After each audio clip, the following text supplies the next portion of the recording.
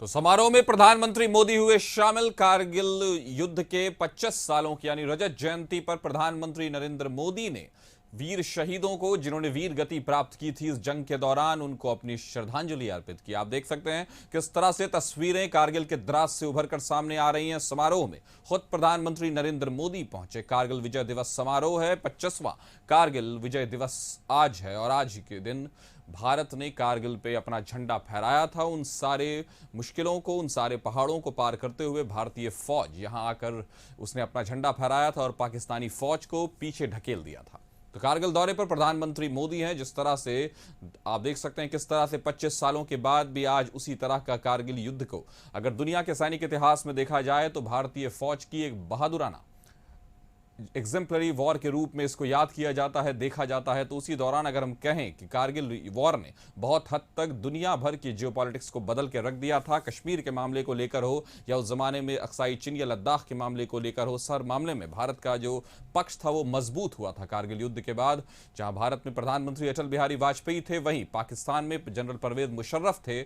और जहां भारत एक तरफ शांति का प्रयास कर रहा था, वहां पाकिस्तान ने पीछे से युद्ध के लिए बिल्कुल अपनी उन सेनाओं को भेजा था जिसमें ज्यादातर पाकिस्तान के आतंकवादी ग्रुप के लोग शामिल थे। पाकिस्तानी आर्मी उसमें बाद में शामिल हुई थी। तो हम देख सकते हैं किस तरह से कारगिल युद्ध के बाद प्रधानमंत्री नरेंद्र मोदी आज 25 साल गुजर जाने के बाद भी आज जब हम उन वीर जवानों को याद करते हैं, वीर गति प्राप्त किए उन सिपाहियों को याद करते हैं, तो आंखें नम हो जाती हैं और सीना चौड़ा हो जाता है। देख सकते हैं आप किस तरह से प्रधानमंत्री नरेंद्र मोदी ने कारगिल के द्रास में अपने उन वीर शहीदों को याद किया, जिनकी वजह से, जिनके दमखम से, जिनकी शहादत से भारत का बॉर्डर, भारत की सीमा, भारत की सरहद पूरी तरह से पाक साफ है और पूरी तरह से दुश्मनों के कैद से बाहर है। ये वही वीर सैनिक हैं जिन्होंने 25 साल पहले भारतीय सेना को वहां जीत और फतह दिलाई थी।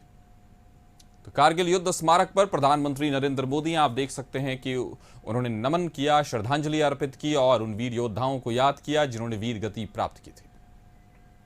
तो कारगिल विजय दिवस समारोह, रजत जयंती पर प्रधानमंत्री नरेंद्र मोदी वहां मौजूद हैं। इत्तेफाक है कि जब यह वॉर हुआ था उस वक्त भी देश में एनडीए की ही सरकार थी, प्रधानमंत्री अटल बिहारी वाजपेयी थे और आज भी जब 25 साल गुजरा है, रजत जयंती हुई है, तो एनडीए की सरकार है और प्रधानमंत्री नरेंद्र मोदी हैं। तो कारगिल दौरे पर प्रधानमंत्री मोदी, आप देख सकते हैं किस तरह से समारोह में प्रधानमंत्री मोदी शामिल हुए और सिपाहियों को याद किया। तो ये तस्वीरें आप देख रहे हैं कारगिल युद्ध स्मारक द्रास से।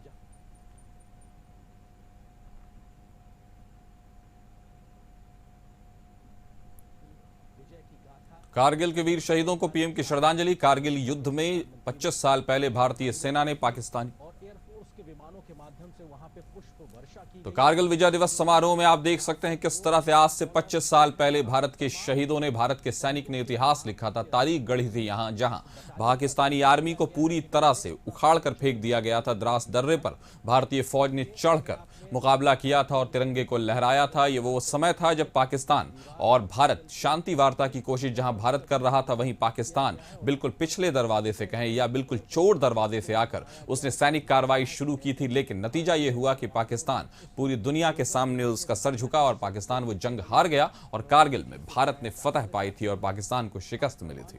हम देख सकते हैं किस तरह से। और एक जो राजनीतिक इत्तेफाक है वो ये है कि जब कारगिल युद्ध चल रहा था उस वक्त देश में प्रधानमंत्री अटल बिहारी वाजपेयी के नेतृत्व में एनडीए की सरकार थी और आज भी एनडीए की ही सरकार है। बस प्रधानमंत्री जो हैं वो दूसरे हैं, यानी नरेंद्र मोदी हैं, जो भारतीय जनता पार्टी से ही आते हैं। तो 25 साल गुजर गए, रजत जयंती समारोह है, लेकिन हम देख सकते हैं कि कारगिल की याद में, उसकी शहादत के याद में किस तरह से आज भी देश जो है वो उन वीर शहीदों को, जिन्होंने वीर गति प्राप्त की थी, उनको नमन करता है। तो कारगिल के वीर शहीदों को याद कर किया प्रधानमंत्री मोदी ने अपनी श्रद्धांजलि अर्पित की, उनको नमन किया और याद किया। तो 25वां कारगिल विजय दिवस आज, रजत जयंती कारगिल युद्ध की है आज। ये वो दौर था जब भारत में अटल बिहारी वाजपेयी प्रधानमंत्री थे और पाकिस्तान में जनरल परवेज मुशर्रफ की सैनिक तानाशाही थी। उन दोनों के बीच जबरदस्त युद्ध के बाद जहां पाकिस्तान ने पहले उन आतंकवादियों को और उन समूहों को भेजा था भारत में कि भारत के क्षेत्र पर कब्जा करें, बाद में पाकिस्तान की सेना भी उसमें शामिल हुई। जबकि शुरुआत यही है, सच्चाई यही है कि वो पाकिस्तानी सेना ही थी जो पहले भेस बदलकर भारत में घुसी थी। लेकिन भारत के सिपाहियों ने जिस बहादुरी के साथ और जो वहां के स्थानीय लोग थे, उन्होंने जिस तरह से भारत की सेना की मदद की थी, उससे भी जंग जीतने में बहुत मदद मिली थी। जो कि हम सब जानते हैं कि वो एक जानवर मवेशी चराने वाला एक चरवाही था जिसने भारतीय सैनिकों को जाकर यह खबर दी थी कि वहां कुछ ऐसी हलचल दिखाई दे रही है जो अक्सर वहां उस जगह पर नहीं दिखाई देती थी। वहां से भारतीय फौज ने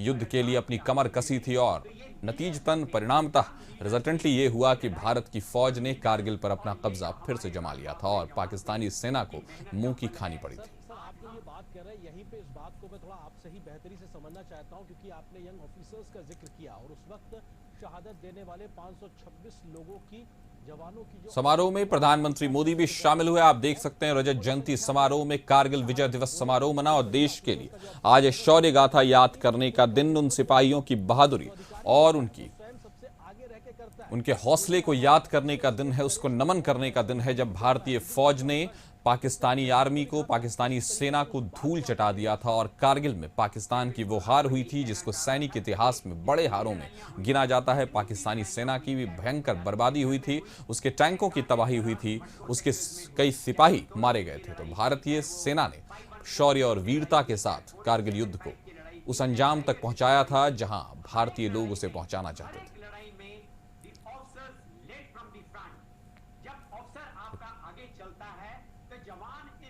तो समारोह में प्रधानमंत्री मोदी शामिल। कारगिल विजय दिवस समारोह में निर्माण कार्य पूरा होने पर यह विश्व की सर्वाधिक ऊंची सुरंग होगी। प्रधानमंत्री ने कारगिल दौरा किया तो शिगुनला सुरंग परियोजना में 4.1 किलोमीटर लंबी 3 ट्यूब सुरंग बनाई गई है। असल में यह सुरंग को अगर देखा जाए तो सामरिक नजरिए से इसका बहुत महत्व होता है।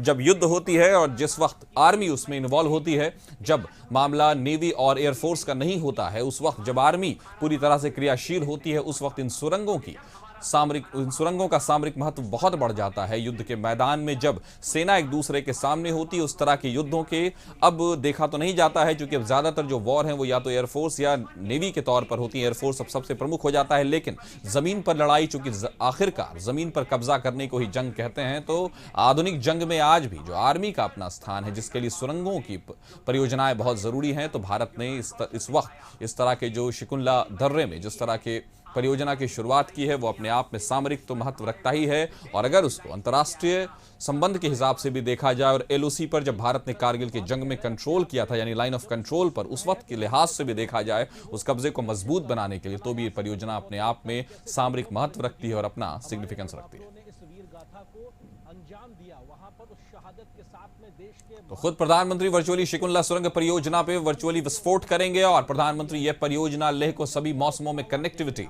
प्रदान करेगी और ये जोड़ेगी उन चीजों से। तरीके से वहां हमारी मौजूदगी हुई, वहां से पाकिस्तानियों के पैर पीछे होना शुरू हुए।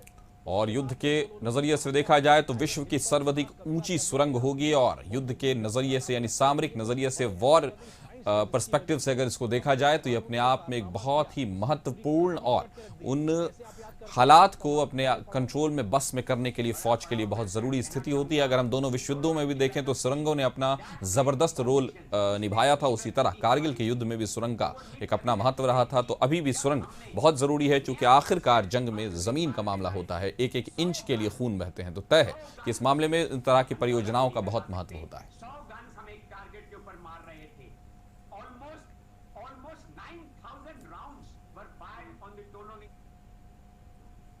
तो फिलहाल खबरों में बस इतना ही। आगे की खबरों से जुड़े रहने के लिए बने रहिए कशिश न्यूज पर।